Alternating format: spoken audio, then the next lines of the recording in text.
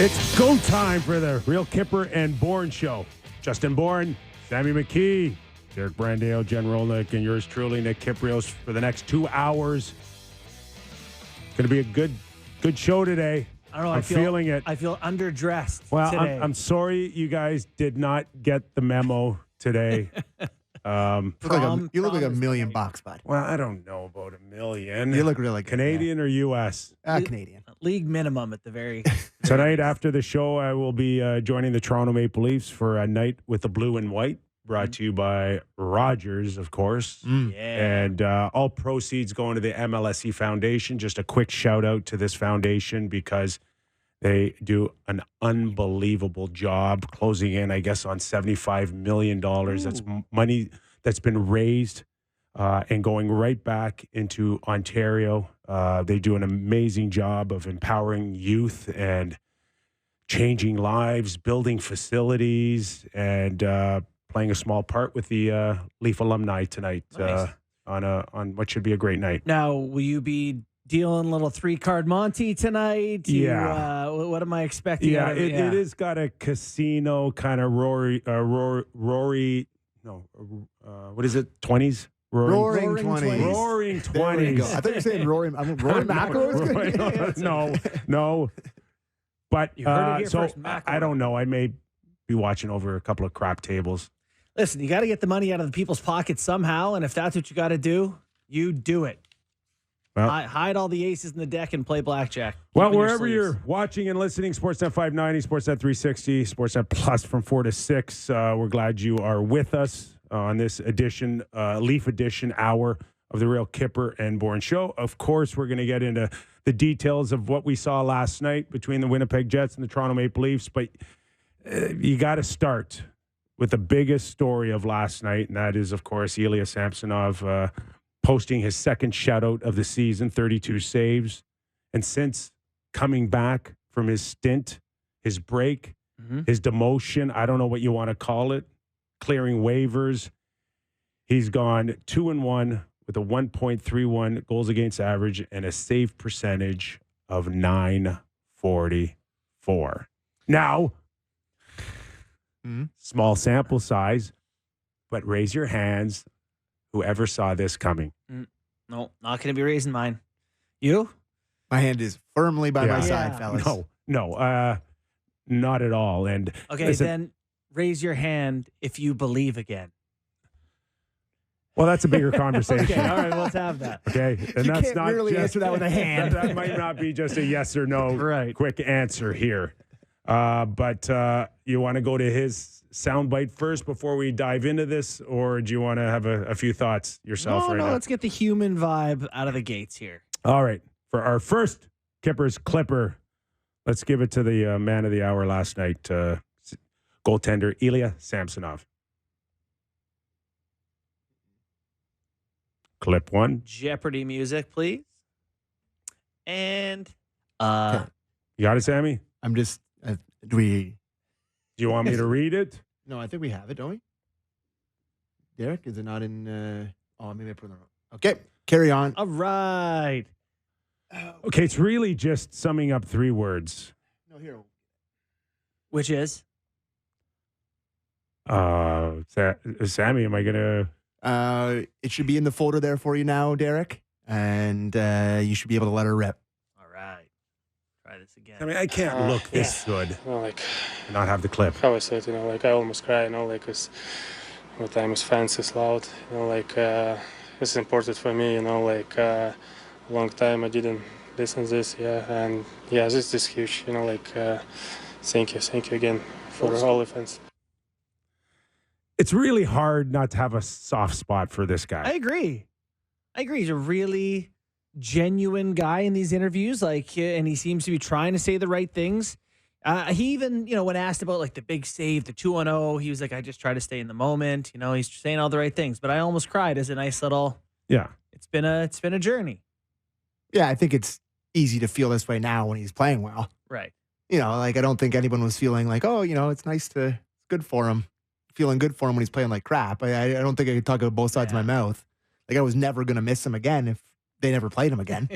I would right? say, but we've always enjoyed his For sure. candor. His candor. And Yeah. the one thing I do respect the most from Samsonov is his, and some people get bent out of shape about media people talking about athletes talking to the media. Mhm.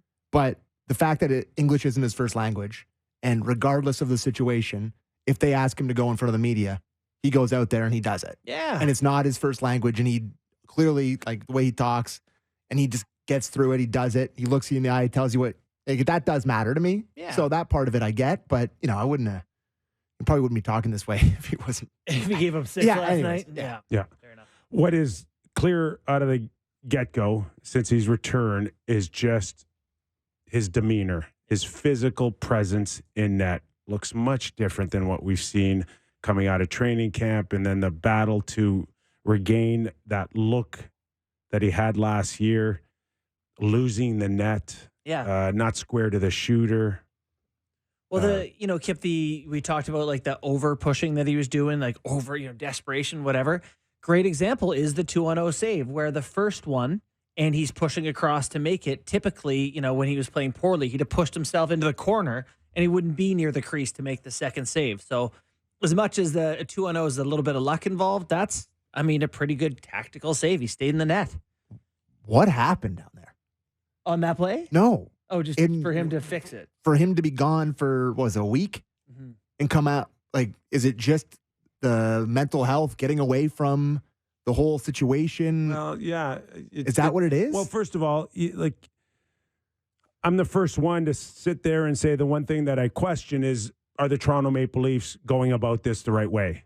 To put him in the minors, to have him clear waivers. Of course, for all of us who have experienced that, and I have, the number one thing there is, how do you handle it?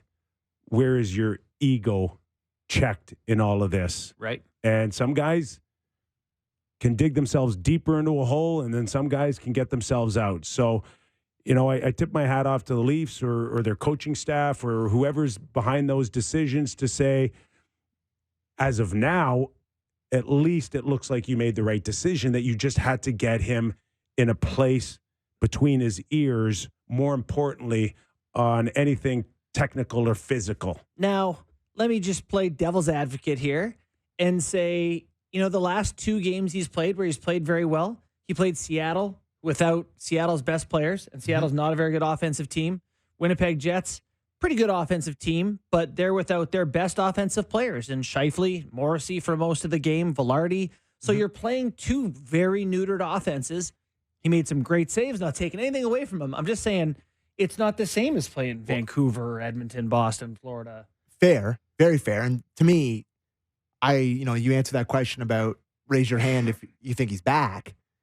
And I am not even close to ready to go there. No. But I think what you can kind of sell yourself on is that he's back enough that he can be a capable NHL goaltender, where it's like, you get him, you can have a 905 save percentage and just be like around league average as opposed to the literal worst goalie in the league. Okay, Yes. let's go to Sheldon Keefe on his thoughts on Ilya Samsonov. Clip 2, Derek. Perfect. It was excellent from start to finish. So he was good early in the game when they were shooting the puck from everywhere on the sides, and he was great there. And then he was obviously great when the few high end chances that they had. He was terrific. So just another building block for him, where he just looks as confident as ever. So I've got an article up on sportsnet.ca, some Leaf thoughts. You can't have Leaf thoughts article without talking about Samsonov. And here was the conclusion I reached there. With Samsonov, you're trying to get to the point where you can consider keeping him in the NHL on your roster going to playoffs. That's the ceiling for him. Can you keep him around? And I'll say this about him. Joseph Woll is injury prone. And this team, if they're going to win a round or two, is going to have to get white hot goaltending. Like just the way they currently are, they're not good enough to not win without getting really good goaltending. Samsonov's ceiling is high. And this is a reminder that the best version of him is a very good goalie. Some guys can't get to these levels. So as a backup, if Woll were to get hurt, I don't hate the idea of having a guy who could go in and get hot for you. I don't disagree with you, especially when you ask yourself the question of what's your alternative? Right. And the answer is nothing. Well, Marty Jones will give you his. He'll stop most of the pucks, but nothing like Samsonov's unbelievable game. if goaltending. if you can get more looks like you did last night, then it's not even a contest between Martin Jones and Ilya Samsonov. Which is crazy, right? Like 2 weeks ago, Jones was a 930 for the Leafs or whatever, and this guy was in the minors. But It's Jones, almost like goaltending's super volatile. But you've always known that about Martin Jones, that or Reimer or some of these other guys that have been around a long time now, that they've got windows where they can hit high levels for 2 weeks, but they always come back to earth. Always. Yeah. Do you think Samsonov is different in that he could sustain it? The feeling when you made an offer to him to stay, and he ends up signing the qualify at 3+3.2, is that he is more capable of looking like a number one goalie in the NHL. So they've waited a long time for him to get back to that place. He's off to a good start since coming from his stint with the Marlies. So he's going to get that chance once more moving forward. Yeah, and your mojo in the crease kind of works like your golf game, right? Like sometimes you're not sure what's different. You just kind of have it. Yeah. And the like Stu Skinner right now. Yeah, the only thing that I'm reminded of here is, and I used to do this when I played, like I could look at every one of my teammate, or I can judge from afar on anyone else and just go high maintenance, low maintenance, right? And you love the low maintenance guys. Samsonov's an incredibly high maintenance guy.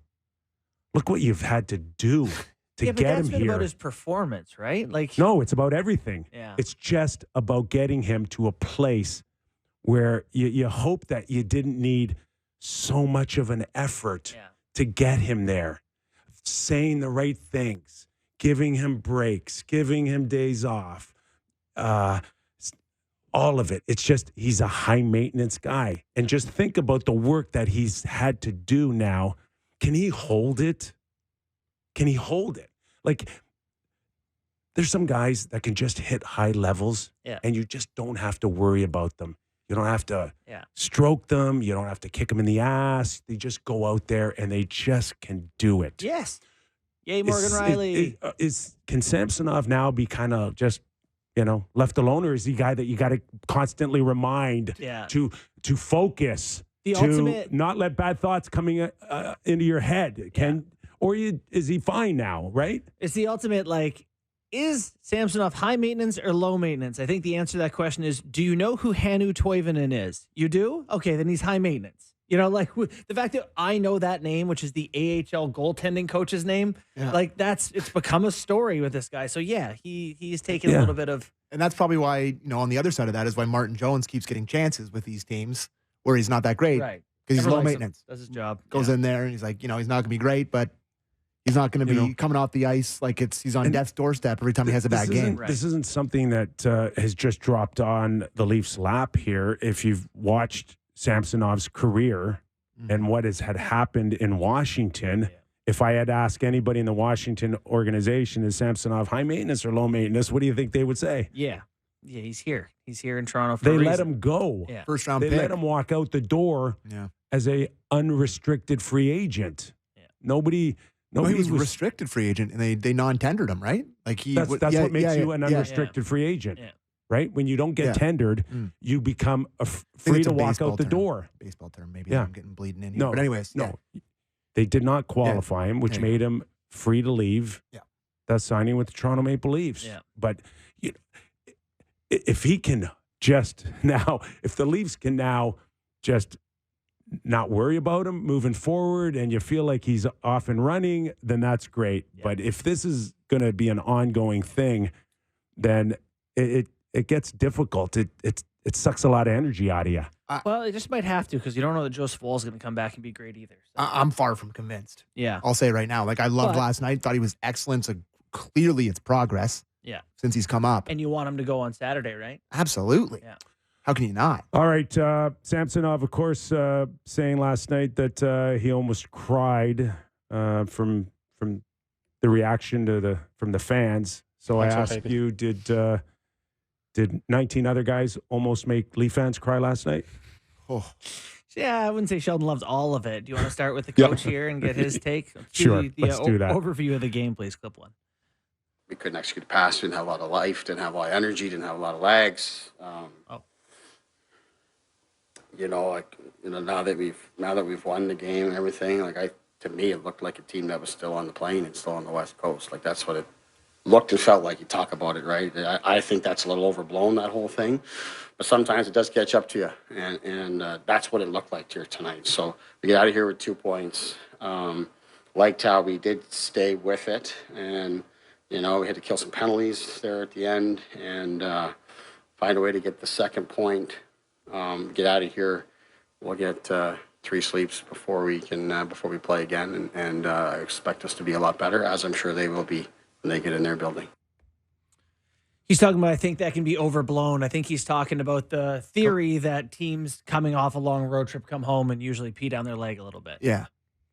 But they did a little bit. I mean, him saying We that he doesn't, him saying he doesn't really subscribe to that theory is pretty rich because While the Leafs subscribing to it. exclusively do it. Yeah. They've done it. They do it every trip. Yeah. I know a ton of teams do, but the Leafs specifically feel like they do it every single time, and they did it like that first period last night. They got outshot 16-4 in the first. It wasn't even the shot total to me. Yeah. It was just the carelessness with the puck, the turnovers for the first 10 minutes. It was unbelievable. Yeah. I bet you they had 10 turnovers in the first 10 minutes. Let's see. The game one, the first period, the high danger chances, they created one. So to me, that was part of the story, was that the Leafs, when they don't have their legs, they just can't create at the other end. So yeah, you're on your heels a lot, but they just got nothing going offensively. Today, I wrote my article in the Toronto Star today talking about the Leafs and where they are and how it's looking like they're kind of just caught in the middle a little bit here on maybe forecasting the tough decisions that have to be made, I think, from a management team. But the other thing I wrote is it's like watching a cartoon character with a leaky boat Yeah. stick his finger in one hole only to see another one Yeah, come up. for sure. And it's almost the feeling like that coming out of the game last night is, wow, we got our goaltending thing going and now we can't do this.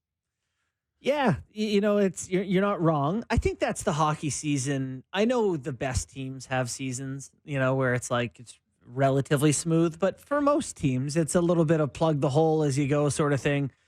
They eke one out against a pretty good team last night.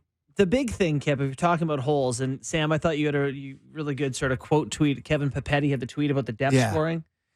And you're looking for depth scoring in this team. You cannot pay Bertuzzi and Tavares $16.5 million to get no goals for the last 3 weeks. It's been no goals in 13 for Bertuzzi and no goals. Read the 10. whole list for their depth So, scoring. yeah, so this is from Kevin Papetti. It's a good tweet. Camp has 0 goals in his last 19 games. Gregor has 0 goals in his last 17. Nye 0 and 14. Bertuzzi 0 and 13. Tavares 0 and 10. Yarncroc 0 and 9. Domi 0 and 6 and 1 in his last 16. Yeah, that's not a good list. How have they won any games? How have they won ever? And so you talk about the hole you're trying to plug. Like now it's an offensive thing where it's like, I know some of those guys can play offensively, but the whole shift in the offseason was from like the more defensive grunt bottom 6 to having like the more offensively minded bottom 6. Yeah. When you bring in guys like Bertuzzi, who's not supposed to be bottom 6, but you get what I'm saying. Yeah, Domi, Gregor, these kind of guys, and they're giving them nothing. So then enter Nick Robertson, I guess. Yeah. I don't know. Okay, we're going to tie into the Nick Robertson conversation around the second biggest story of the night after Samsonov, and that is the benching of the Stars. Yeah. Let's go to Sheldon Keefe first on that.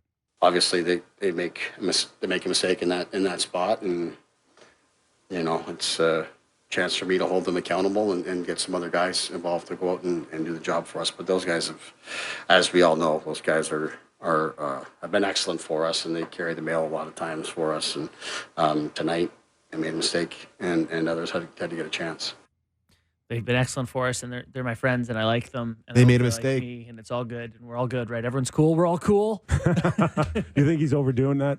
Shouldn't he just say, listen, that's what's going to happen from here on in? Yeah, we're gonna play I'm a Rick tired. Tocchet clip later in the show. They stunk. They were bad. We put them back on the ice because they're good usually, and I loved it. yeah, I loved it. You guys know I've been calling for this for a very long time. I know. And it was the perfect opportunity when they got the power play right away after. Yeah. And he's just like, you're not going out there. Yeah. And I texted multiple people quickly. I'm like, there's no way that first unit can start. They didn't start. It was like, good call. And then when Holmberg comes over the boards, I'm like, oh my God. Like here's what I'll say. It shouldn't be this stunning that this far into the whatever Keefe tenure they missed the power play. Yeah. But it was stunning.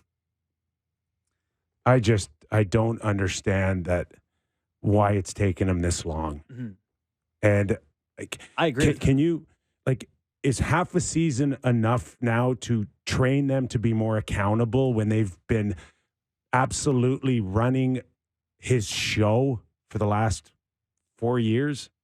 Yeah, that's a great question. Well, but it is a better late than never. Yes, it may. I agree that it would have been better sooner, but Willie gets to do whatever he wants out there. No argument.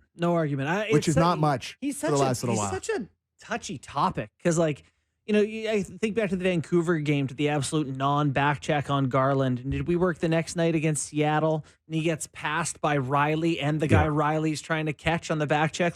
He has this tendency to his game, right? But this is, again, for the guys last night, that's a minute and 50 on a power play where you're dead dog tired, but you want to go down one more time and we're going to hear from Drew Doughty, and you know how I feel about getting your cookies. Mm-hmm. That's just a sign that you want to stay out there and get your points. Yeah. And I do want to say that none of the 2-on-0 conversation happens. I know everyone's mad that Matthews and Marner changed, which I don't have those two in the same. Matthews changed. Marner was the one that knocked it out of the air, that slowed it down. Well, he did, and then he went to the bench after that. The the Matthews change I actually had no problem with. They dumped it in the offensive zone. They're in the forecheck. He's getting off the ice. It's not the change. No, it's not the change. It's the minute and 50. Of course it is. I totally agree. And so I'm saying, people are saying, oh, these guys didn't back check. They changed. It's the shift length, which is ridiculous, which their coach was all over them about right away. The GIF, I did some mouth reading. Yeah. If you 2 minutes. Yeah. 2 effing minutes. And we're going to give that poop up? Yeah. With some redacted comments in there. So again, it's the time of the power play where there was nothing happening. And Connor Timmins where was he going? Where is he going? Where were you going? He's the only defenseman on the ice. There's multiple players in front of him, and he's just slowly creeping forward towards the puck like it's a 1 by 3 inch black hole. What would you say you do here? And you know what happens? If those guys aren't there, they just successfully ice it, or he's playing a 2-on-1 at worst. It's brutal from Timmins. If they can just score in the first minute on a power play, they could avoid all of this. Sure. What is wrong with this power play that should look like Colorado's or Tampa Bay's? Why are they running a power play where Morgan Riley is in the corner? What is that? Yeah. We talked about should Bertuzzi replace Tavares. Why don't you just, if you're not going to use Morgan as a defenseman, you're just going to tuck him in the corner to try to play plays while taking the puck out of Mitch Marner's hands? Listen, we're going back to just put 5 forwards. Give up more 2-on-0s. Well, I don't know. You're not scoring. By the way, I don't think they should go 5 forwards. I just think Morgan, if he's going to be out there, should play the top. I think you got to go back to the reason why you went and got Klingberg, because you thought he could come in and take over a power play from that back end. Yeah. And I'm okay with the idea that if you want that so badly, that Nylander can be it, but then you just have to go 5 forwards. To me, watching it, it's just, there's a lot of things where they're trying to reinvent the wheel, which I don't agree with. I mean, with Riley being in all these different weird spots, but there's just no urgency. Yeah. They're these guys know they're going to be out there the full 2 minutes, and there's no speed to it. There's no pace to it. Mm-hmm. It's just, we're going to be out here for 2 minutes. Let's work for our chance. Create 2 units. We know when it comes to Morgan Riley, you love him for so many good reasons, but one of one of them is not that he's got this cannon of a shot and he's just going to overpower you like a Bouchard in Edmonton. They don't have that guy. Nor do I think he's an elite distributor from there. Well, I don't think anybody's a elite distributor right now, with the exception of Marner. We continue to see Marner make great passes. I don't think he gets enough touches on the power play to do his thing. There's sometimes I look up and he's trying to screen a goalie or have a deflection. I'm like, put him at the top. That's not where. Sure. That's not where I want Marner. Marner should touch the puck 2-1 of everyone else on the power play. So now, if Marner's standing in front of the net waiting to redirect something, who is the elite passer then? Again, you know how I felt about this for a long time, is that between Tavares and Matthews and now Willie, who wants to shoot the puck every chance he gets. What was that one, that wrister from the top of the circle, right into the, I'm like, what are you? It's not, we don't need that. So if everybody's got a shoot first mentality, who's passing the puck? Yeah, it's Morgan and Mitch, supposed to. There's it just doesn't look as like remotely as crisp as Nathan McKinnon, Rantanen, Kucherov, Braden Point. Like, they should be moving the puck like them.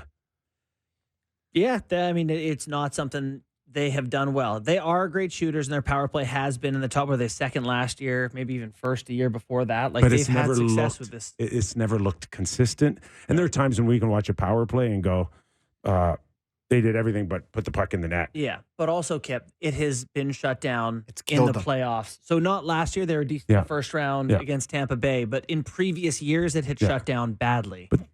But good power plays, they already know what they're going to do with the puck before they get the puck. Yeah. And that's not written in stone because you got to make it necessary adjustments on the coverage. But it just seems like everybody has that. If I get the puck, my first thought is to shoot. And if it's not there, then now I'm really going to think about my options. Well, yeah, and then you're right. Then it's just give it to someone else. It's just too slow. Yeah. Now you're dusting it off, and now you're giving the PK an additional second to make adjustments, and then it looks like molasses. Not to mention coming down a tree. The entries, which is a lot of like trying to force pucks back to a drop when you just got to take what's given to you and go forward. And they did make an adjustment on that in this later game. In the game, yeah. When they had 15 turnovers trying to turn it back when every team knows that's coming. Right. We have Sheldon actually on the power play. Why don't we get the coach's thoughts? Today is not a good day for me to assess anything. Because we were not ourselves today. That's why all I can go to, because all I can go to is the travel and the road trip and all those kind of things coming back home here. Because, I thought even through Vancouver and Seattle, like those last two games, like we were far more connected. Not necessarily in the power play, but just our overall game. Today, coming off of yesterday's practice, I thought the power play looked great. I thought it did really good work with Guy yesterday. I thought the power play looked great. I was actually excited to watch the power play today because of the work that they had put in yesterday.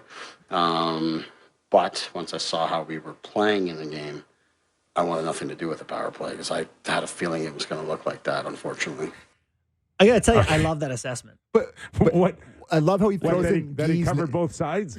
No, that he said, that's not us. This is sometimes you have to know what games to just throw away. Be like, that's not how we're typically going to look. I think he should come down harder on the power play. Yeah, I do. If you're already there with their length of shifts, then go all in and just say what you don't like about it and what needs.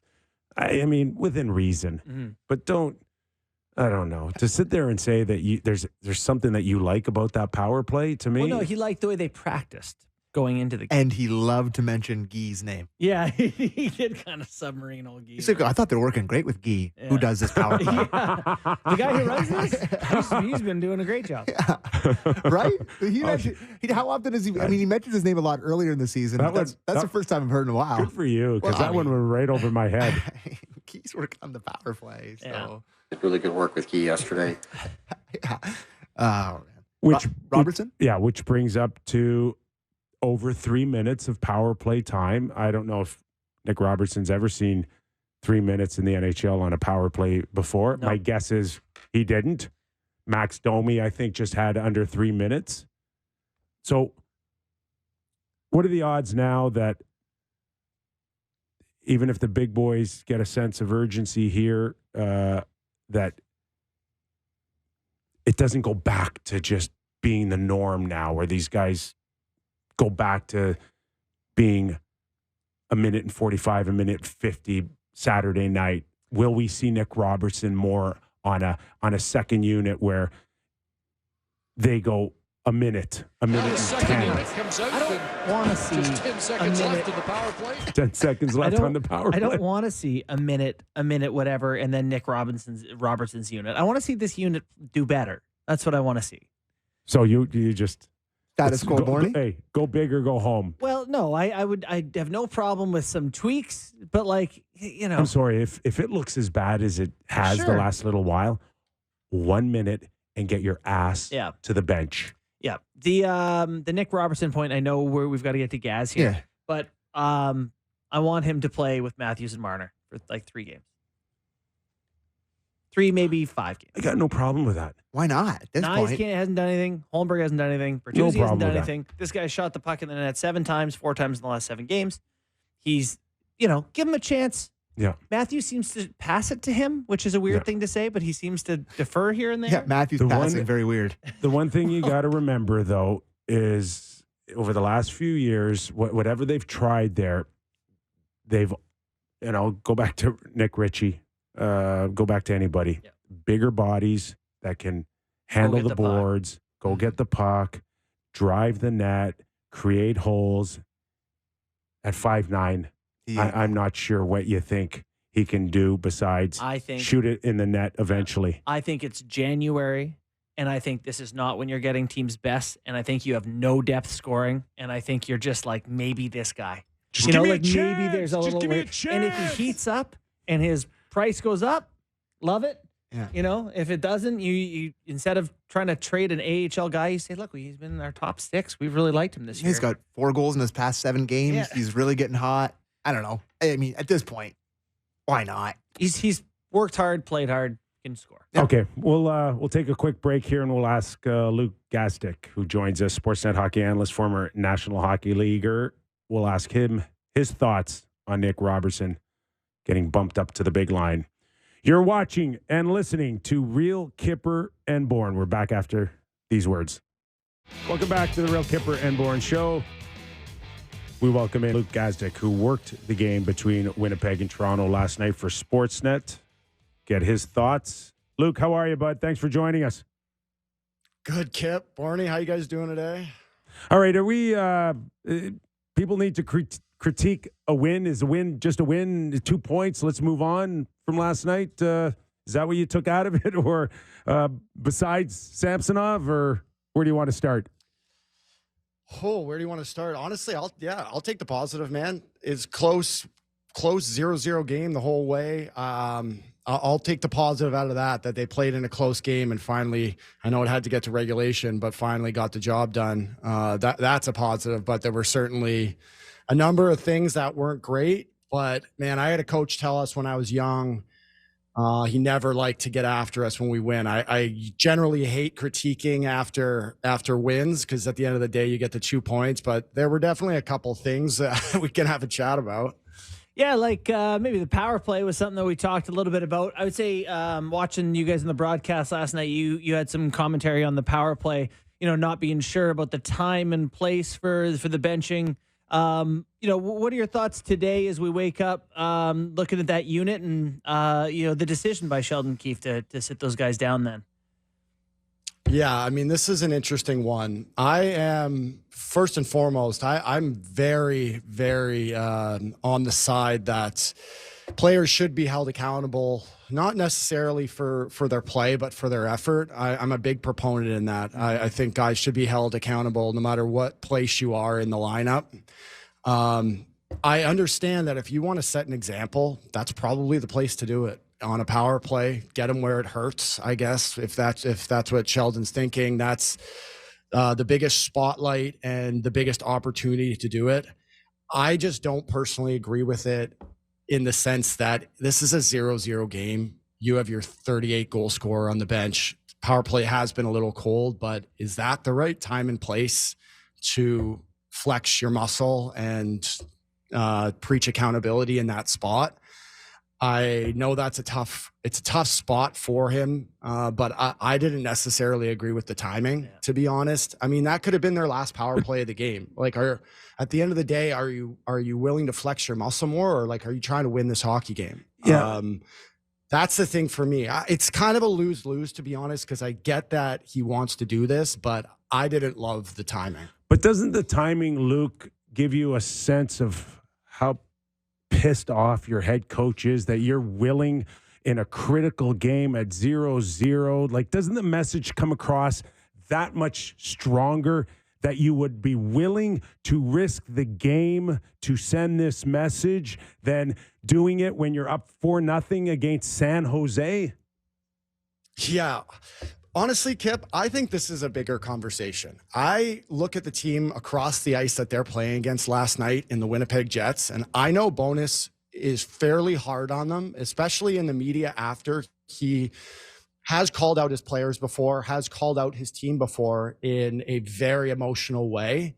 But when have you ever heard of Rick Bowness having to bench Scheifele, Connor, Ehlers and take them off the power play in the middle of the game? He's done it with Tavares, Domi, Camp now, and now the top line. Like, when have you ever heard?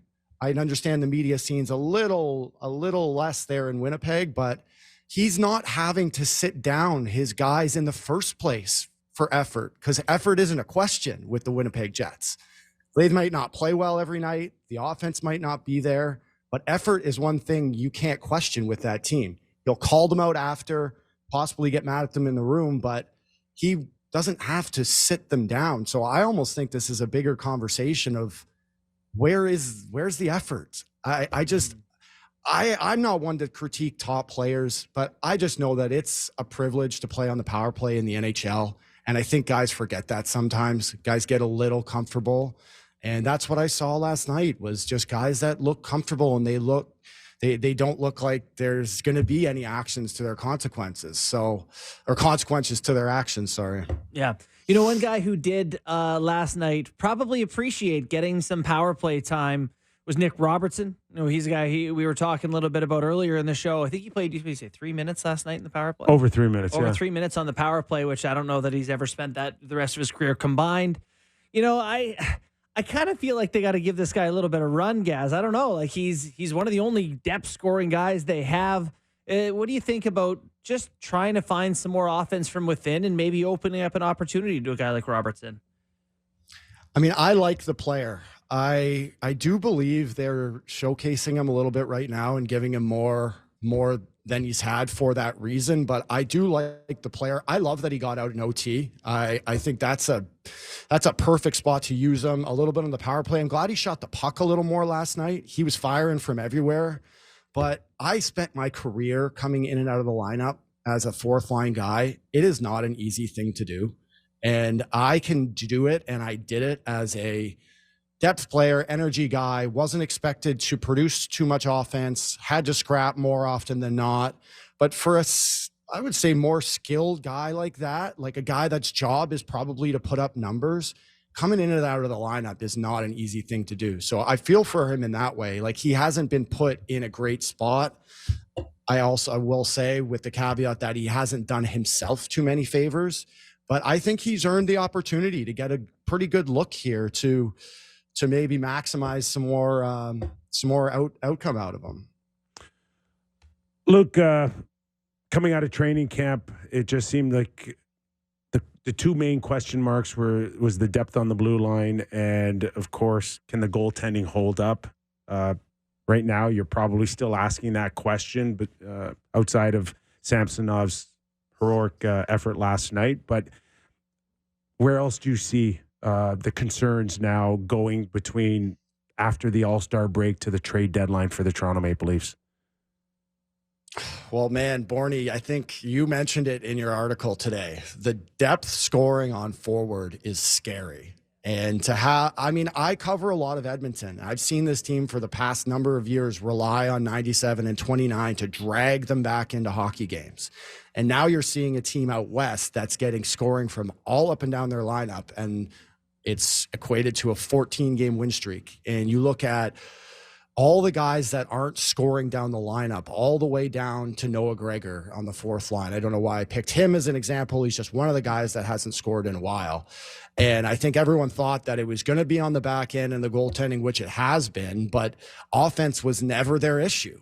They didn't have a problem scoring goals. And yes, it still was majorly from the core four, but it's a concern to me to not have scoring from anywhere else in your lineup. I've seen, I know I equate to them again, I just cover them a lot, but I've seen an Oilers team that tried that formula for years and it doesn't work. It just doesn't work. You need a little bit of a more balanced attack, especially at home when you have last change and you have another line that you know can score. It makes it that much more of a 2-3 pronged attack. That's definitely a concern for me, but their blue line needs work. I think that's the first and foremost what Tree should probably be going after, but the lack of scoring on up front is a bit of a concern. Are you surprised that, like, with the lack of scoring, with them not getting any offense from down there, that they don't plug Ryan Reaves back in and just let this guy try to find his footing again, given he's on a 3-year contract and was brought in for a purpose once upon a time? Yeah. Not really. Okay. Honestly, what's the biggest reason why? Is his skating? What? Yeah, it's his, and I should be the guy that's sitting here that played a very similar role that he does, and I should be on his side saying, let's get this guy in the lineup and see what he has. But the skating's not there, and it sucks to say because he's got 2 more years past this. But what I knew when I was done, I don't want to equate this too much to me, but when you're not even fast enough to get to your checks. So when we go back to like his St. Louis days, he was 8 to 10 hits a game when he was in there. When you're not even catching up to your checks, and then when you get to your check, if you can't get back, it's a tough player to use. And there's just, in today's day and age, players are so less intimidated. Like these young kids and the Nick Cousins of the league, they don't care anymore if like Ryan Reaves is in the lineup. And it's so disappointing to even say, because it kind of pushed me out of it, but they don't care about looking over the ice and seeing that Ryan Reaves is there anymore. That intimidation factor is so lost in today's game that I think that was the one thing he had working for him, and it's just not as big of a part of the game today. And I wish he would have come in and in his first 10, 12 games had a couple points, had a couple goals, and then you can make the argument. But I mean, the numbers and the underlying stuff speaks for itself, Barney. Just one more thought on that. And I don't disagree with you guys at all in terms of it just seems some guys can separate themselves from that.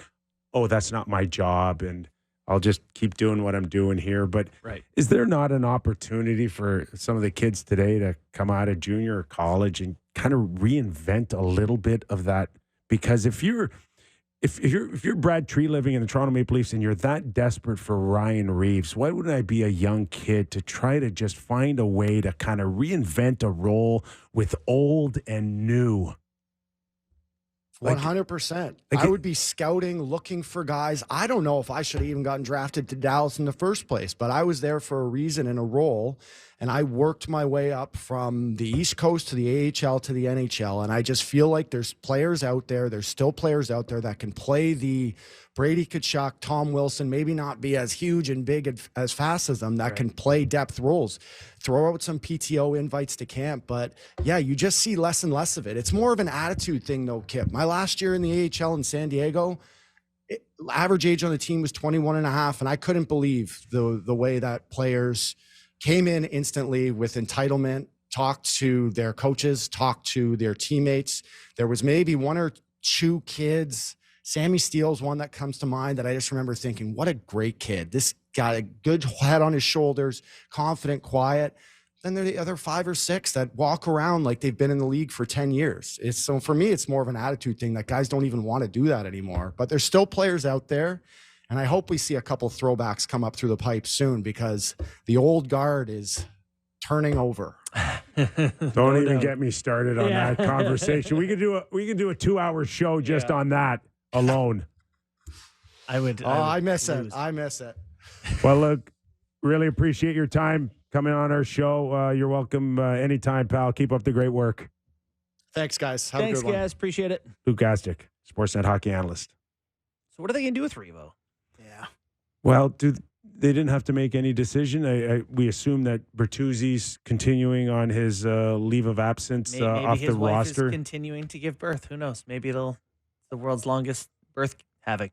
Will they have to clear room once Bertuzzi comes? And I think they're at 23 active players on the roster. I think something would have to happen. Yeah. So presumably in the next day or two, they'll waive someone. We'll know by puck drop Saturday, I would imagine. I got to think they'd be as comfortable of him clearing waivers as they were weeks ago with Samsonov. Well, and the other side of that is just, were someone to claim him, they'd be like, okay. That's a dream scenario. That's great. And listen, I just want to reiterate one more time here. I get Brad Treliving signed him to a 3-year contract, but it was always with the thought that if you had to bury it in the Marlies, you can with a minimal hit on your cap. The mistake was never which means that you can cover almost all of it.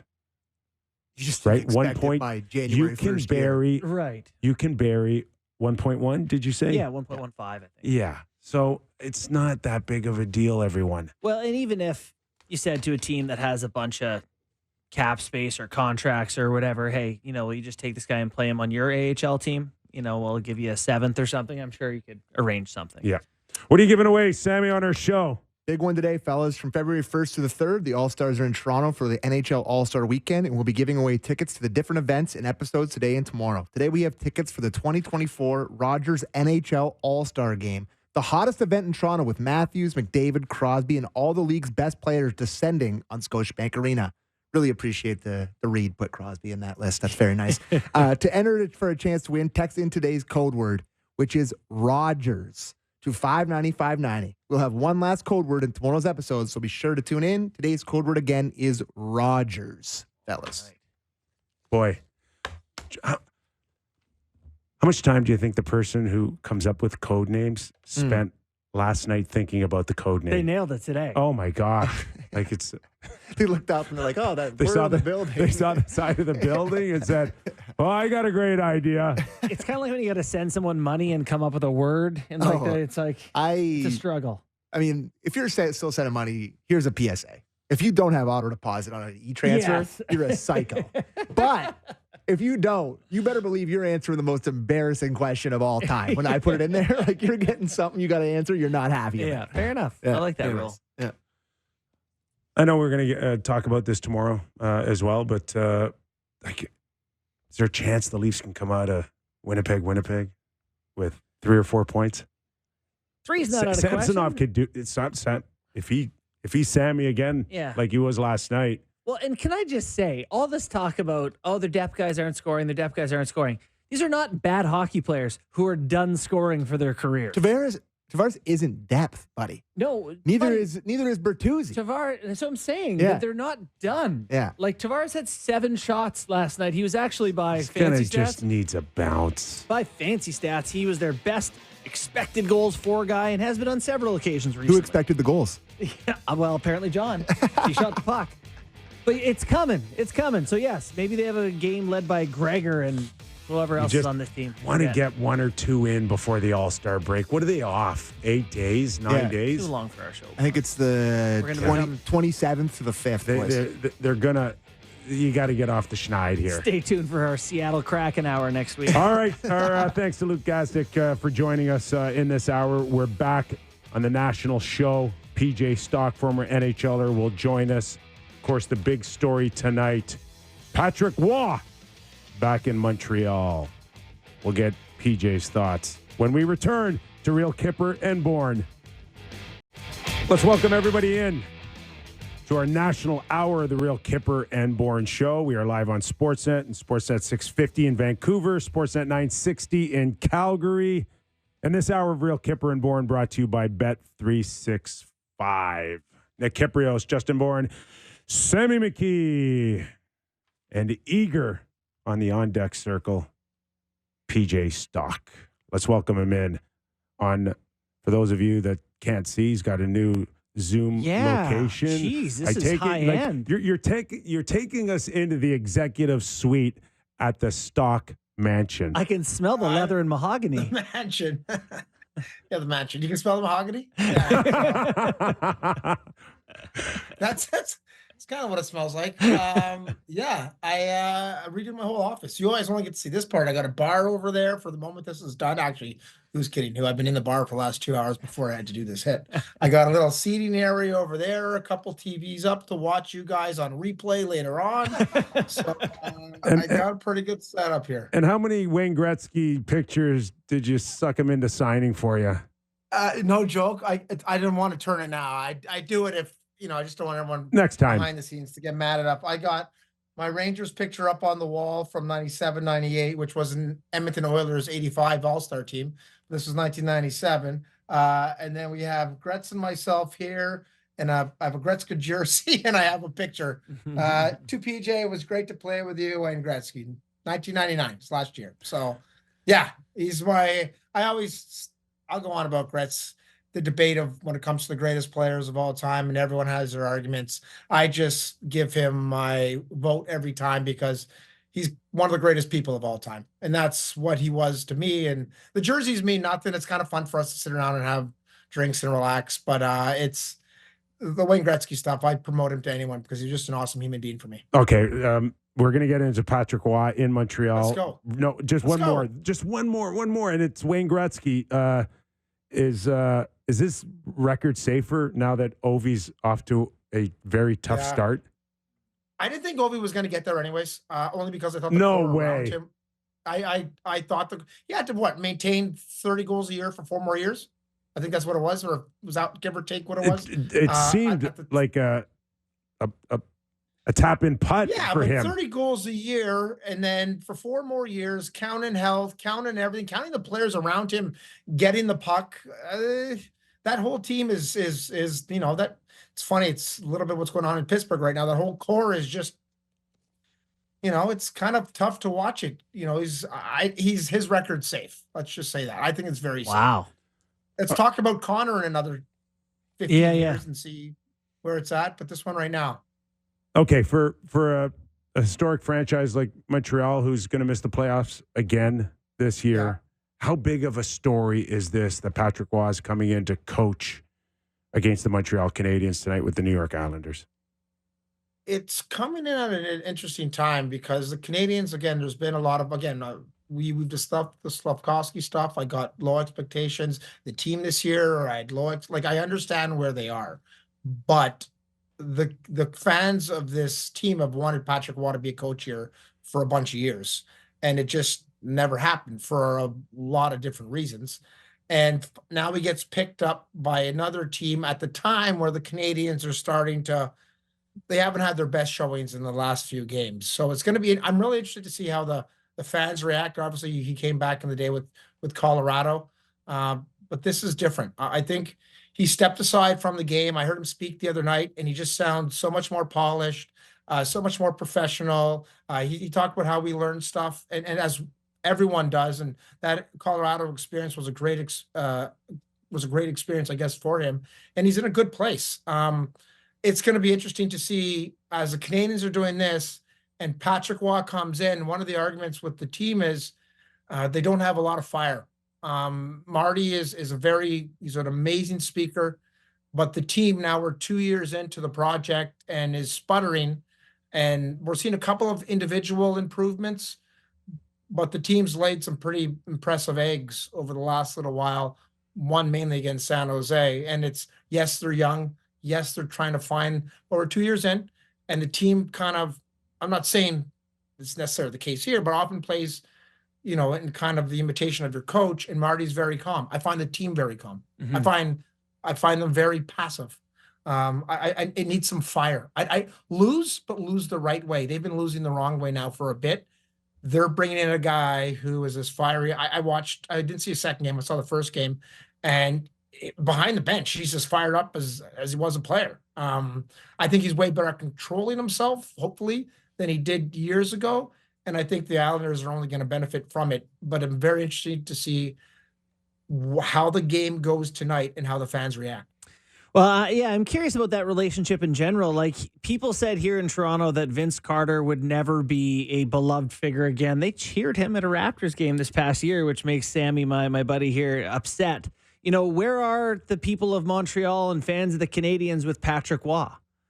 So this is, with Patrick Roy, they've wanted him in the organization for they have a bunch of years. They have. There is the whole group that have been saying, which a lot of people in the hockey world have said that, he needed to fix him. He can't do what he was doing in junior, take it to the Avalanche, even though he won his coach of the year. Right. And just think he can take over everything like he did. I think going back to junior, understanding what happened in the Colorado experience have made him a much better person for understanding the situations. And again, I think the hardest thing is how you deal with young adults today. And I think Pat's learned a lot just hearing the way he spoke most recently. They have a passion for him. The team's not winning, and you always look back at winners and why they won. And he's going to get super cheered. Like, every player that comes back gets super cheered, and then eventually they get booed a little. You can't boo the coach because he's on the bench. But if this score gets ugly, the top rafters will be interesting to see what they start chanting. That's all that and it's the rink to do it. Yeah. Everyone knows it's the rink to do it, right? And everyone's a fan of Patrick, the player, and you remember him that way. The coach, you remember what he was able to bring fire-wise to Colorado and that young team, and they go on to win a Stanley Cup. And what did Patrick have to do with the young start for that team? No one knows, because he was replaced. But Montreal's kind of struggling right now, sputtering, and they're about to trade some of their veterans, and they're going to go in this funk. And, it's going to be interesting to see how the fans react. We're talking to PJ Stock, former NHLer, Hockey Night in Canada analyst on many nights, Buddy of Gretz. Carrying Elliot Friedman and Kelly Rudy. Oh, the days. Remember the days? I used to have to do his tie all the time. I don't know who they hired now. It's just, hey, Kyper, what was your job there? Like, seriously. Same as yours. No one really listened. Yeah, no one listened to us anyway. Nobody. Our job was to do Elliot's tie. To you guys. PJ, yeah, thanks, moments ago, you said Patrick Roy is not coaching in Montreal, and it didn't happen for a lot of different reasons. Give me one or two. I think the general managers and the ownership weren't prepared for his personality. He takes up a lot of space. He's very confident, and it's kind of his way. And I think we're going a lot on, he ran in a junior team, top to bottom, and they won. He goes to Colorado, wins, but he wants to take over more than just the coaching job. And it's his good friend that has to tell him, I don't know what that friendship's like today, but his good friend Joe Sakic had to kind of say, hey, buddy, slow down. And then he didn't really come back. So it's, again, I'm so interested to see how this plays out tonight. Well, but I think general managers were afraid of how he would be barking up. I think Lou Lamoriello was one guy that can easily say, hey, Patrick, relax. Or he doesn't say relax. He just hands him the keys. And maybe Patrick's a little older, a little wiser, not that interested now in maybe sticking in his fingers into Lou's pie. Yeah. Yeah. Again, it's a possibility, but I know what I'm like. Like, I can't shut my switch off or something sometimes. Pat's been animated the first two games, great games. Dallas beats Dallas, which is a great team, loses to Vegas by 1. He's fiery behind the bench. He does not have a good hockey team, in my opinion. He has Barzell that can skate, and then a couple of offensive defensemen, and then they have a lot of what Islanders have been for the last so many years. But he's going to get that, juice out of the lemon, and he's going to be able to squeeze them for what is it short-lived? I don't know. I don't know. And how, but it's a great point. I don't know how much longer Lou wants to be in this. Does Pat eventually move up? I don't think he's interested, honestly. I think he's at a place coming off the Memorial Cup with those kids that says, That's where I thrive. That's where I'm best at. I don't want president. I don't want to be a face of anything. He canceled the morning skate just to not deal with that attention. Yeah. I think he's in a perfect place. Junior is a little bit different. I don't know how many. I'm sorry, I don't know how many teams are in the QMJHL right now. So let's just say there's 20. 25. 20. There's 20. Okay. There's 32 in the NHL. There's of those junior teams, there's about 6 of them with money. All right. So in junior account, it's always the same teams in the O, kind of in the Q and the dub, and it's kind of the way it is. You're on a hierarchy. Now you're going to a salary cap and dealing with guys that are on longer contracts with you and making more money than you. It's not the same game anymore. It's not the same game for him coming from that experience. And you see it now. Last night in Toronto, finally the big three got benched on a power play because it's hard to control them. What are you going to do? A couple nights ago, Jacques Martin was giving it to Kubalik, I think, on the bench, and the players weren't listening to the coach. Why? Because they're on 8-year contracts at $8 million a year. It's way different than being able to manipulate and control a 17-year-old already, who's probably one of the best 17-year-olds in the league, because that's how you can orchestrate stuff in junior when you're a team with money. It's way different now. I'm surprised he went to a team that doesn't have as much upside. There is, rumors about him and being involved in Ottawa. And I would have loved to see him in that situation more so than the Islanders situation. I just think there's more upside there. Are you kidding me? The rivalry with Montreal and Toronto, it would have changed forever. Yeah. You don't think it would have been great? I wish Ottawa signed him. This guy wanted Patty in Ottawa. That's what he wanted. Yeah. I wanted Pat in Ottawa. I mean, Ottawa's this. I think I'm forgetting the actor, Ryan Reynolds. That's what they need. That's what Ottawa needs. I played in the Ottawa Valley in Pembroke. They need something to they need some spark for this team for the last 30 years. They need something. And Patrick would have been great. I think they have a lot of great players in that organization. And I don't know how successful he's going to be as a coach. And I'm wishing him the moon and the stars. But I just think it's harder for what he's trying to get to that next level with the talent pool of the Islanders versus that of another team. That's why I'm surprised he jumped on that opportunity. But maybe one of the reasons why he jumped on that opportunity was, A, he wanted to get in, wasn't a lot of jobs. And as Kyper, you mentioned, the Lou Lamoriello factor. That might be, hey, how many other Canadian, Larry Robinson, Jacques Laperriere, Burns, he's had every Canadian pretty much or involved in the Canadiens organization under him at some point. And maybe that's just another follow-up that, guys have been here. I've heard nothing but great things about you, and I'm going to go to Lou. All right, PJ, I'm going to pretend you haven't been slandering the New York Islanders this whole time and get I haven't. I just don't think. I just think they're. I don't want to do what's going on with Bissonnette and. With Butchie. Butch Goring. Yeah. Butchie, yeah. I don't want Butchie coming after me. I love Butchie. Butch is great. I just think they're a very vanilla team. They're just not here to for now. For now, they got some young great defensemen. Then there's a bit of a drop, I guess, if you want to say that. They've got Bor Horvat. They have some guys that are aging out.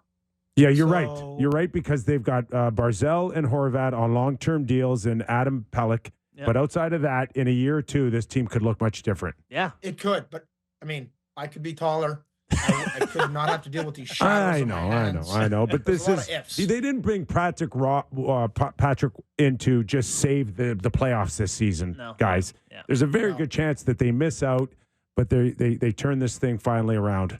Well, and you know what? As much as you wanted him in Ottawa, Islanders fans need a little spunk too, considering they're dealing against the Rangers and the Devils. And sorry, I went off. Go ahead. No. I do want to ask though, since you're our resident Montreal Canadiens expert, they've kind of got it handed to them the last few matches here. What's the plan here heading towards trade deadline? How different is this team going to look? And is there a point where they're going to start trying to win games and go the other direction?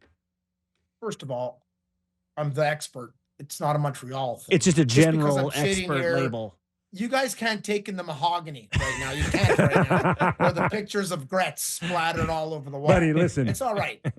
It's all right. You can't. I got my first Rangers point. Anyways, I don't need to go over about I scored on Brodeur. Not the time. Anyways, you know what?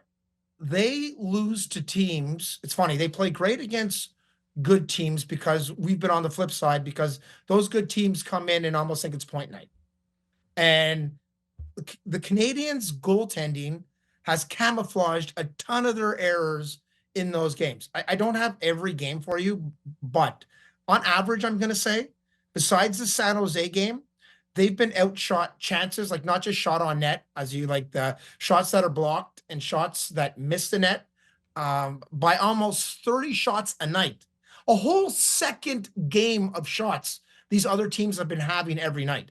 The only night they don't look great are nights when their goaltending is just normal.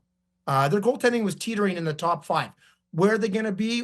They've really, Sean Monahan is a very interesting piece. He would be a great addition to any team. Carter Hart, I don't know how long he's out and what the Flyer situation is going to be. Canadians have 3 goaltenders. And Jake Allen is an amazing experienced goaltender who's had some playoff experience, done pretty well. This team's going to look a lot different. And as much as they're struggling right now, I'd be really interested to see how they struggle without. Do they lose Savard as well? Does Matheson leave? Like these are all, Kent and Jeff are really trying to rebuild this, but they need some veteran presence around. And I don't know how it's going to look if they lose any one of those 4 players that I just mentioned because they're pillars back there. Is Montreal dreaming to think that they can get a first rounder for Sean Monahan? I think you get a first round for wow. Sean Monahan. I think some of the kid. I'm forgetting his name that went to Tampa Bay last year. They pretty much traded an entire hockey team for him. Jeannot. Thank you. Listen, as it gets closer, first of all, if I'm Kent, I'd be trying to move these guys before an injury happens. And last year, that's kind of what happened. I don't know who I'd move. I'd have to really look at the young guys on the back end. They need veteran presence around them. Matheson eats up a lot of minutes right now because he can. He's a great skater. And they don't have to throw these young kids in all those pressure cooking moments, even though they're about to become not pressure cooking because they're almost out of it. And then Savard's the other one that plays those hard penalty killing minutes. Monahan and a lot of matchup minutes. Monahan that takes every big face off for the team, and that kind of protects Suzuki a little. Obviously, they don't have Doc or Newhook right now, so it's interesting because you want to keep building and you want to. Former NHL forward, we discussed expert. I thought it said expert before. Doesn't like the Chiron. Who's doing font back there? Who's doing font? Not us. World expert. Yeah. All right. Anyways, strike one. I don't know where this team is. Like I really don't. And that's for the first time in a while. I said when we started this off, it's an interesting time for Patrick to be coming in because the team has played. They played 2 amazing games. They played 3 games. Sorry, they played Colorado. I forget the other team. Anyways, Colorado, one team, then beat Jersey. Edmonton. They lost to Edmonton, beat Colorado, beat New Jersey, and then they laid like 2 or 3 eggs and bad eggs. And then Boston just beat them like 9-4 on the weekend. And it's just the waters kind of. Coach said the chain has snapped. Well, the chain snapped, and you still have all those veterans in the lineup. What's the chain the bike gonna look like once you take the guy killing all your penalties, the guy taking all your big faceoffs, and potentially your guy that plays 27 minutes a night out of the lineup? Listen, there's teams out there, PJ, that need goaltending help. Do you expect Jake Allen to be gone by the end of trade deadline? Well, it's interesting. They have a young stud in college right now coming up. Dobej has been great in the American Hockey League, by the way. The first time in a long time. A lot of times we don't give enough credit to American Hockey League coaches because I played in the A and Bourne, and Kyper. It's a yo-yo, right? Like it's always different lineups, different everything. JF Hoole's team is 13-2-2 right now. I don't think they've given up a point in their last 10 games in regulation. Their players have been called up and sent down. He's done a great job, and for the first time, it's a winning organization down there. And that is so important for the young guys. So I don't even know where I was going with that. I'm just rambling on. Well, right now. hey, Sorry. listen, it's good information either way. Can I get one more question to you? As long as you go expert. Okay, we're now joined by... Where's my font? I've given the font guy 5 minutes. I've been just talking in circles for him to put my font up. I'm delaying right now. This is professional delaying. With world NHL awesome expert PJ Stock. Every time you're on, I want to ask you about Juraj Slafkovsky. I'm going to. I think that's part of it. He's playing more minutes than ever for Montreal. Are you seeing him find his way a bit? Told you. Kyper was all against them. You guys were all yelling. I just said relax. He's the only thing world NHL awesome expert. There we go. Hold on. Hold on. Take a picture of it. Yeah, I got to get a picture of it. You make sure you tweet it. This is my last one. It's going to be his profile picture. Okay. Gosh. You know what? He's a big body. We did the Olympics last time. I did the Olympics. He got MVP of the Olympics in the hockey, and you know what? I didn't even think he was super great during that time, but he was, when the puck was on his stick in the slot, he scored. Like, you didn't see him all game, and then at the end, he'd have the puck on the stick and get a goal. You look back at his stats in Finland last year, and he only had 10 points or 14 points. I think he had 7 goals all year, and like double that. Maybe it's 5 and 5 or 7 and 7. Let's just say the high end was 14 points. He's just built. And he played in a rink where there's really no hitting, and it's bigger. So the time and space, and a more physical game, a lot of mirroring over there in Europe. And, now you cut across the slot, and there's someone right there right now. Bigger bodies, longer sticks, the spacing thing. He was almost, when he started, was like Marmaduke on the ice, like, bumping into things. And if he had more meanness to him, it'd be better. Because if he bumped into those people, he'd bump in with a meaning, like, get out of my way, or, but he doesn't. He's like almost too nice on the ice, which he'll learn over time. But he's been the best thing on that Suzuki Caulfield line now for a few weeks. He doesn't lose a ton of puck battles. Again, he's only 19. He's driving the net. He'll come through between the blue lines with some pace every now and then and hold on to the puck. Again, he just finished his first full year, which was like 82 games. I think he's at like at 84 now or something, but he's just finished a full season on a team that really struggles, and he's playing on the number 1 line, facing the top line and top defense every night. I think he's done amazing. He's one of the guys that I'm really excited to see what he's going to be like in 2 years. I really am, and I think it's frustrating for the organization because they put a lot of bank into Suzuki and Caulfield right now, and the kid's the one shining on that line. To their defense, as I said, they're smaller bodies, and they're playing against the number 1 line every night and the number 1 defense every night. So it is tough. The not being covered by Doc and Newhook hurts a lot. So, are you talking about a top 6 power forward here? I'm talking about. I'm going to think he's going to have an amazing career once he learns. He turns into Rantanen. That's amazing. Rantanen, Rantanen would be unbelievable. He's got a good shot. He's too nice with the puck. He's not mean. He's not mean. Like he has to learn. Take him out one night. I know. I can't one night. The team's getting beat up. Actually, what happened? The team's playing. The team's playing, and I think it's St. Louis. He gets smoked by the blue line. And he goes down. He's kind of hurt. Goes to a knee. They stop the game. He goes off. No one stuck up for him. No one. The next night they're playing, and Justin Barron gets hit into the post. And thank the Lord that New Days that the post comes off, because Barron would have been hurt pretty good. Slafkovsky's the only guy that goes in and gets his nose dirty to defend his teammate. This entire team needs a night with Kyper, me, not Barney, no, definitely not. Me in the bar. We're gonna have a couple of drinks, and then we're just gonna let them maybe not. We gotta get old school brawl going. We gotta get them mean. We gotta get them it's so funny. We used to do that. Go out, sit down, let's have some drinks. Let's just talk it over. You have to like your teammates so much that you're gonna do anything for them. And I don't want to see my buddy get hurt. So even though I know I'm gonna take a beating, I wish he'd do the same for me. And I think that's the important chemistry that teams that are successful have, and I'm not seeing enough of that in Montreal. And I think he has it. He just doesn't know how good he can be with it in time. Hey, Peach, thanks for doing this, and great job finding good use out of the wood panel off your family station wagon. Thank you. I stained it too. I'm going to send you the screenshot we got from the television, too, so you have a TV version. Thanks, guys. Gretz says bye, too. so does the other Gretz. That's PJ Stock, Thanks, former National Hockey League player and owner of a family station wagon where he had Not anymore. And Edna. De-paneled. That's a nice setup. Edna's tied on the top roof. That is a pretty established Ron Burgundy looking setup he's got there. Look nice. Yeah.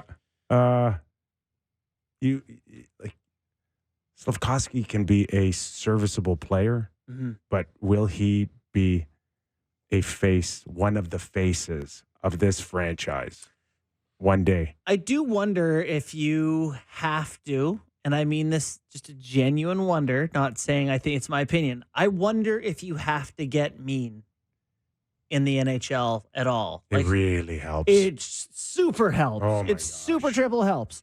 But I'm thinking Phil Kessel won a cup, Jack Eichel wins a cup. Like I'm trying to think of guys who weren't like. Who'd you say beside Phil Kessel? Jack Eichel. Like I don't think he's like a nasty guy in any way. Listen, like I'm thinking Jack of won a Matthews and Stanley Marner. I'll Cup. be honest when I'm having this conversation. But will Jack truly be like the horse of Vegas? Right. No. Right. And that's the conversation. Nate McKinnon. Oh my gosh. But he's just like, well, he's next level. He's just next level off. But sure. I put Nate in the same category as I do Sidney Crosby, as I do Connor McDavid, where these guys are they're 24/7. Their engines do not shut off, even when they sleep. Right. And I wouldn't call Connor McDavid mean, but he has this edge, this kind of drive, I guess, where he doesn't want people to stand in his way. And it's that drive's just growing.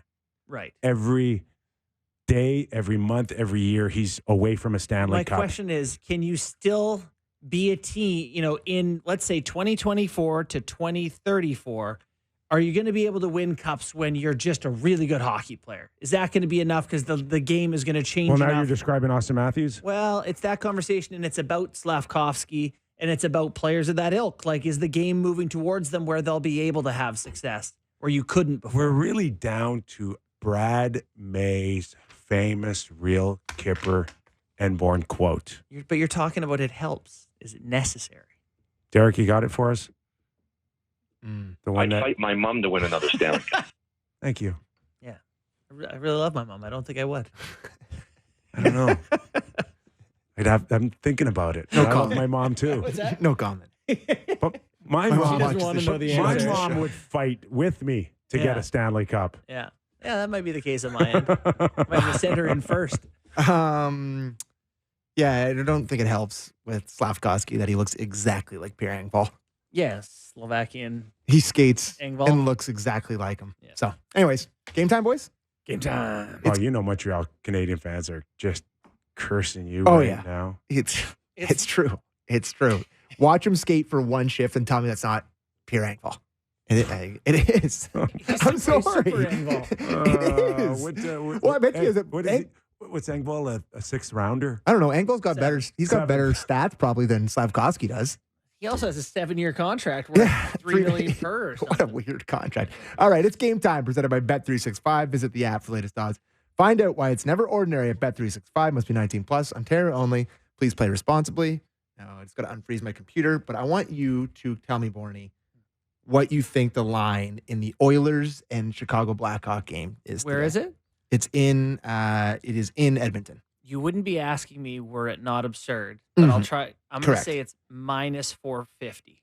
It is minus 650. No, it's not. It is. And if you want to bet on the Chicago Blackhawks, who are awful, our boy Billy Duke read their lines off to me today.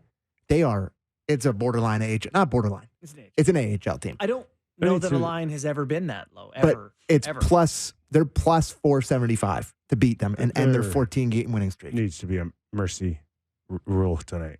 Like they should be able to wave the flag. Well, yeah, at some point the game needs to shut down.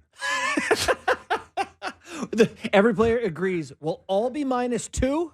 We'll give it a 10-0 final score, Yes. and we'll just skate off the rink. Yes. Okay, Connor gets 2 and 3 for 5. Yes. We'll call it a night. If you want to find any sort of value in this game, the Chicago Blackhawks plus 2.5 goals, so they have to lose by less than 3, is plus 100. Wow. So if you want to hold on for dear life, if you really love gambling, you want to hold on for dear life. Maybe the Oil take their foot off the gas. So Blackhawks plus goal is 100, good. plus 2.5. Bedard's been out for maybe 9 or 10 games already. Yeah. And he still leads the team in scoring by 8 points. It's a hurting unit. It just sucks that them doing this Western road trip, through Vancouver and Edmonton versus Connor. Like, it's such a great, would have been great for the game to have him there. Now it's go check out Philip Kurashev and Big Mackenzie Entwistle guy. By the way, we reference him because that's the other name we know. Yeah, and Foligno's back. Oh, Jason Dickinson, all-star. And the other things that I like tonight, not a ton of value, but I feel like the Islanders may take it to the Habs tonight. We were talking to PJ there about how they haven't been playing very well. New coach. They all know the stakes of Patrick Waugh going in there, struggling Habs team. Yeah. Could really see them taking it to them. So just straight up, it's -150. And if you like it, -1.5 goals, it's plus 165 for the Islanders at the Bell Center tonight, which will be a big event. Looking forward to it. So that was Game Time, presented by Bet365. Visit the app for latest odds and find out why it's never ordinary at Bet365. Must be 19 plus. Ontario only. Please play responsibly. All right, we'll take a quick break, but you've got us loaded up for news and notes, do you not, Sammy? I got a few things in there for you, boys, yeah. All right, we're going to have some fun with that, including a defenseman who's calling out his team. We've had that earlier with Devon Taves in Colorado, and another one last night. We'll get those words out after the break. Nick Kypreos, Justin Bourne, Sammy McKee back after this. Welcome back into the show. Nick Kypreos, Justin Bourne, Sammy McKee. All right, what is going on with the LA Kings? How can you be a record setter at the beginning of the year? I don't know what they ripped off on the road, but it was like unbelievable. Yeah. 10, 11 12 yeah. games without a loss on the road. You're one of the top teams. And then last night, you blew a lead to the Buffalo Sabres. You've now dropped, 12 or 14 games. You let Edmonton pass you. Yeah. And now you got Drew Doughty sending a pretty stern message to his teammates. Let's have a listen. I think we got guys in this room who are too worried about themselves and worried about their points and worried about stuff like that. We get a 3-1 lead tonight. And, guys start thinking it's a cookie night, and we stop playing the way we know how to play, have an awful second period, and then aren't much better in the third. It's about the team. It's not about yourself, and a lot of guys on this team need to realize that. Okay. Whoa. One of my favorite sayings in this game. Cookie? I like to always go with Cookie Monster. Right? That's an old drop. We haven't used that one in a while. Not lately, but Drew brought it right back to the forefront because I'm telling you, everybody loves their goal scorers. But to Drew's point, the moment you turn yourself into a Cookie Monster or you're looking at a cookie night, you've separated yourself from the rest of the team. Mm-hmm. Not a very nice thing to say about Pierre-Luc Dubois. The Kings have 2 wins in their last 14 tries. Yeah. Wow. That's a cookie night.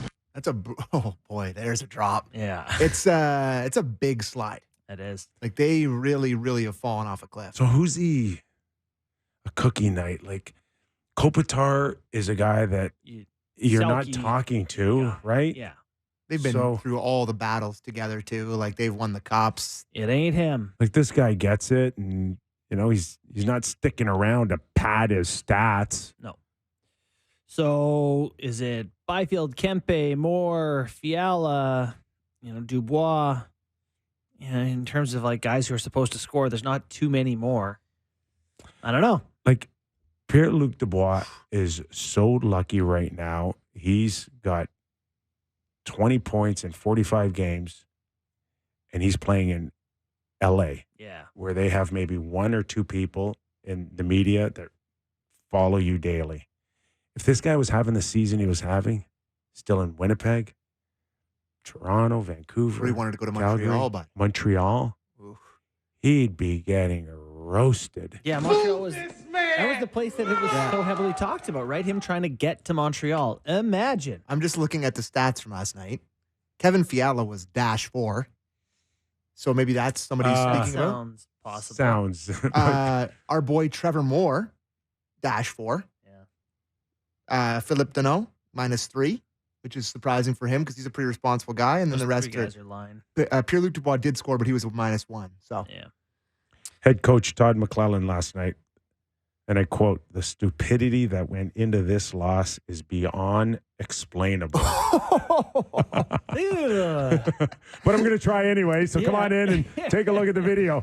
Oh, my God. So the Kings are reeling. Yeah. And I would say old McClellan's hanging on, right? Like, I mean, that team had expectations, has good players. Yeah. Certainly it's not good. The seat is heating up. It is not good. Let's stick with the theme of people saying, calling people out. Now, the Canucks have had points in 10 straight games. They're awesome. Even the lotto line, when they haven't got points, the team has won or got points. I know there's some debate in Vancouver over Sportsnet and other places making the headline. Tocchet calls out Pettersson from this story. Because Tocchet himself basically doesn't think it's a big deal to just say, hey, I don't think this guy's playing very, very well. But we here in Toronto who follow the Leafs recognize that a coach calling out a star player is not always common. Rare. Very rare. Like Even your steak. Rare. on a night where he benched 3 guys, he was like, "Oh, they're good players. We love them. Yeah. We love those guys." Right. Oh, that. So what did Pettersson or what did Tocchet have to say about Pettersson? Would you like to hear it? Yeah, let's play the clip. Yeah. I haven't liked his game in the last 3 or 4 games. We got to get him going. I think he's got to skate. He's got to start skating a little bit. I think he's, I think he's good with the moves sometimes, but I think when you have speed and make those moves, that's when he's at his best. So yeah, we got to, we'll get him going. Just get your feet moving. That's all he's asking, right? But like you do need to not be super sensitive. Like if you're one of his players, and right? every You once just in a know- while, like you can't help but being in Canada, where you hear people constantly telling you how great you are or how much money you're about to make. Just and you've got enough look at points that if it goes okay from here. Look at the blueprint that's come out of Toronto for all these guys across the country. Oh, what's he going to make? 12, 12 and a half? Like I think Willie and Petey are tied in points. It's not hard to lose a little focus sometimes. So I think it's great that a guy like Tocchet, without really feeling like you're in the guy's grill, to just give him a little reminder, just a little bit of humble pie, and get him going again. And that was not harsh by any stretch. When it's you like do fair, it consistently, completely fair. like Tocchet does, you just as a player you come to know that that's what he does. Remember at the start of the year, he was just like, It's fine. It started the moment he relieved Bruce Boudreau. Yes. Right? This is not new to him. And I guarantee you, if he's coming out in public with it, it's already been said 3-4 times already. Now, I do wonder if fans of the team don't love having this superstar that is not signing a contract, in this sort of like, it's a little weird. He won't sign this deal. And then also having the coach kind of poking him a little publicly. I do wonder if fans don't love that. I think at the same time, Pettersson realizes that a big reason why they are at the top of the NHL standings probably has a lot to do with the guy behind the bench and the way he coaches. You just hope he likes him. If you're a fan, you're like, you I definitely hope, hope he that. gets But what you're talking about now is, and we had Ian McIntyre on, Friday? Yep. And there is already that narrative from some fans that are already wondering why. And so what you think that? so no, what I'm saying is that what you're saying is that this could kind of just add a little gas to the fire. Well, you just hope that, like, Pettersson is not becoming unhappy or something. And I'm not saying he is. Whoa. I'm just saying if you're a fan, you're like, God, can we just kind of like, soothe that ego until he gets his contract at least? I don't know. Yeah. No, I think Rick Tocchet can't turn on and off the difference between coaching to win hockey games and a GM or president having to negotiate a contract. Yeah. And, ho-hum, they get another point. 10 straight games, they got a point. After they were down 2-0 heading into the third period. Didn't really look like they had a whole lot going. And then Suter gets Puce gets a natural hat trick to send it to overtime, scored in the last minute. Shen gets the winner in OT. But speaking of Tocchet, by the way, that is a different coaching style from Keefe again, in that Puce Suter has a couple of goals. He's playing well. If they need a goal in the final minute with the goalie pulled, Suter's on the ice. You wouldn't think of him as one of the Canucks have enough elite guys that you would say, just put your usual guys out. Gives a guy who's hot an opportunity, and guy paid off for him. Good coaching. That's right a team. Right there. Did you want to talk about the fights and what it means for the Cats? Well, what probably Florida probably thought might be an easier kind of night ended up a real tough one. And this, of course, goes back to Arizona and the Florida Panthers and the hit. Hey, Cousins still hasn't played. It's hard to... He's been off for how long now? A month? Concussion protocol. So 2 fights in 13 seconds? Yes, Florida, I think both teams started their fourth line. Lomberg doesn't play center and took the draw to start the game. Would you like to hear Matthew Tkachuk talk about what those fights meant to them? For sure. Matthew, a dominant 6-2 victory over the Arizona Coyotes. How would you begin to summarize this win? I thought that we have a couple savages who started off for us with 2 great fights in the first period, in the first few seconds, and that really set the tone for us tonight. You mentioned those 2 fights right after the opening face-off. What does that say about the closeness of this group? Yeah, we're a team, through and through in that room, and we're sticking up for each and every one of us. We didn't like what happened last game in Arizona, and we made sure that we wanted to come out tonight and show it on the scoreboard and show it a little bit physically as well. Leafs are totally fine against those guys. Yeah. See, I'd trade rosters in a heartbeat. Wow. Meow. Like, if they offer me hey, trade the rosters, done without thinking. That's a team right now that they don't turn it on and off. That's just constantly on. One speed. And Bennett's the same way. When I watch him, like, that guy can play 82 games where he wants to rip your head off. Yeah. And that's not an easy thing. That's a low maintenance guy right now. Yeah, man. Matthew Tkachuk, low maintenance. Making 9-5. And this is Barkov back in? He's back. I don't know. Because he was off for a little while too. And they're just they're find currently ways to win. 5 points back of the Bruins. I know, Sammy, you think the Bruins will just continue to pull away, but not out of the question the Atlantic top spot is still up for grabs. The Canucks, by the way, still first in the NHL in the President's Trophy. Florida is just a mean team. Like, they're just they got some meanies. Thank goodness we got 1 or 2 teams like that. Yeah, I'm really thrilled that one of the 2 have to play the Leafs in the first round of the playoffs, which is there is no worse matchup. I would rather the Leafs play literally any other team in the league in the first round. I would. What about this other team that's worth talking about? Who? Colorado. No problem. Rather have that. No question. Well, Nathan McKinnon. It's really good. Last night, shot the puck in the net 4 times for Colorado, who is 3 points ahead of that Florida team in the league standings. Where MVP, are we on them being a not, cup yeah, contender again? He's running away with it right now, isn't he? Our trophy? Yeah. Yeah. McKinnon has 82 points, which is 2 more than second place Kucherov. And I think third, I can pull this up here, it has 67. Like, they're way up. Yeah, Pasternak is third with 67. So he's 15 points up on third place, Nate McKinnon right now.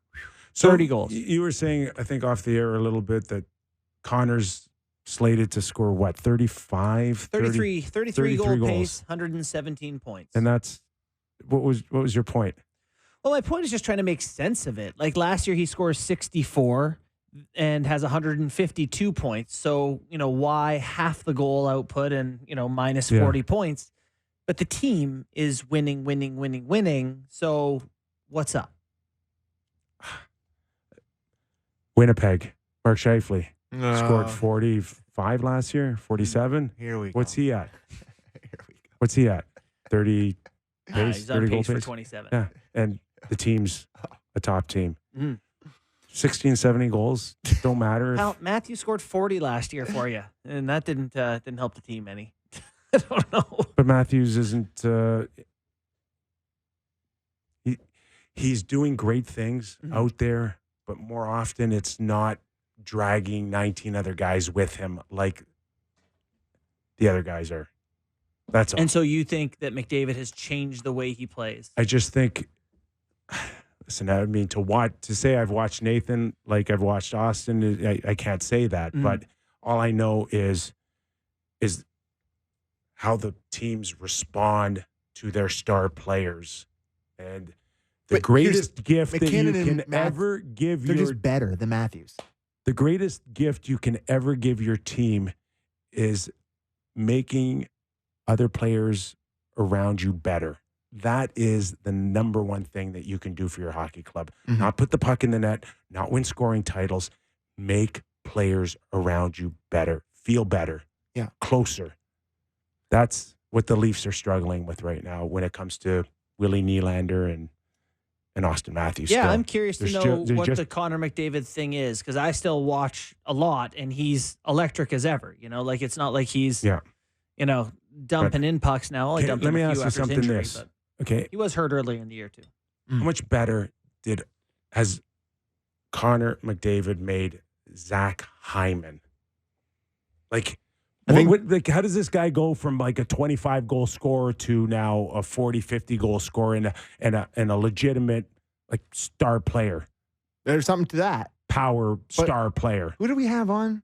Oh, it was Rob Brown that said, you'd be surprised how much Hyman does for McDavid too. When it's clearly a two-way street. Obviously, it's a much busier street the one way, but Hyman's bar raised, I think, just by walking in a room and being around Connor McDavid. I think that who can argue with me on that? No, but because he's the greatest player maybe in the world, other than McKinnon. The two best guys are both Canadian, by the way. Just these guys can drag you in. Yep. They can drag you in, and their bars are so high that either you're with them or you're against them. No disagreement here, Kipper. Yeah, I mean, it's tough to agree or disagree. Speculation, Your Honor. Gaudreau back in Calgary tonight for the second time? Oliver Shillington's back tonight after not playing his first NHL game since May 2022. Wow. That's great. And that goes with Anthony Kim coming back to the PGA Tour. Or Liv. Or Liv. Or one or the other. Depending. So the long-awaited return of guys.